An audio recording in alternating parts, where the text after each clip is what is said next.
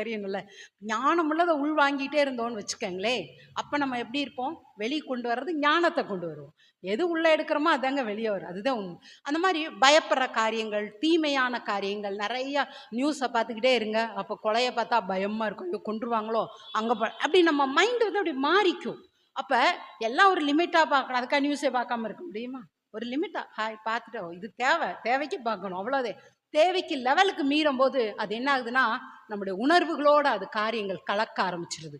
அது என்ன ஆகுதுன்னு கேட்டோன்னா, ஒரு வித பயத்தை வந்து உருவாக்குது. இது வந்து எல்லாருக்கும் வந்து வெளியே சொல்லவும் முடியறதில்ல, உள்ளேயும் வச்சுக்க முடியறதில்ல. அப்புறம் வந்து ஆண்டவரே எங்களை காப்பாத்துங்கிறது பூரா நம்ம இழுத்து வச்சுக்கிட்டு, ஆண்டவரே நம்ம இதுக்கு ஆண்டவரே சொல்றாரு அருமையான வழிகள். ஆண்டவர் நிறைய காரியங்களை விடுதலையாக்க நமக்கு உதவி செய்கிறாரு. நம்ம என்ன செய்கிறோம்? ஆண்டவரே எனக்கு உதவி செய்யுங்க, நம்ம செய்கிறதெல்லாம் விட்டுருவோம். அவரையே போட்டு நீங்கள் செய்யுங்கன்னுக்கிட்டே உட்காந்துருக்கோம். அப்படி தானே? சரி, ஓகே. இப்படி உள்ள பயங்கள்